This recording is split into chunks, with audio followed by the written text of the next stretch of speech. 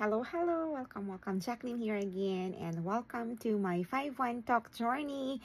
Ayan, kanina may 1 class po ako. Ayan, nagkaroon po ako ng audio issue. So, usually, 4 p.m. yung class ko, 3:30, nagla-login na ako to prepare or to check if may mga nakabook na class. So, nag-check naman ako. Nag-check ako ng speaker ko, ng microphone, pero I've noticed yung microphone ko parang garalgal. Pero, na-test ko pa rin naman. So, ayun nga, nag-antay ako ng class, may isa akong booking today. Mabuti na lang old student ko. At sabi ko na lang, siguro mga 1 minute na hindi niya ako marinig.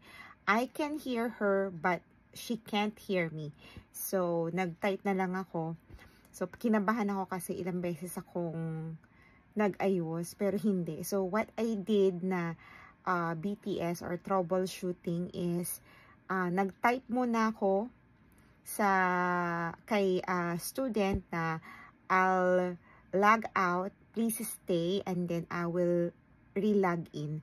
So, ang ginawa ko, kinlose ko ang AC, and then nag-log back ako, ni-refresh ko. So, nag-close ako, tapos nag-reset ako. Tinignan ko agad yung settings. So, nag-check ako ulit ng aking speakers, microphone.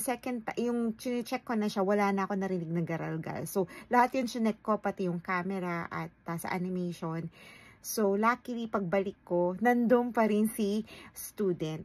So, para sa akin, yung po yung naging workaround ko. Sana ay makatulong, baka din gumana sa inyo. So, hindi maiiwasan no, na may mga issue po talaga tayo na mai-encounter. So, nakakakaba kasi baka matag as absent tayo.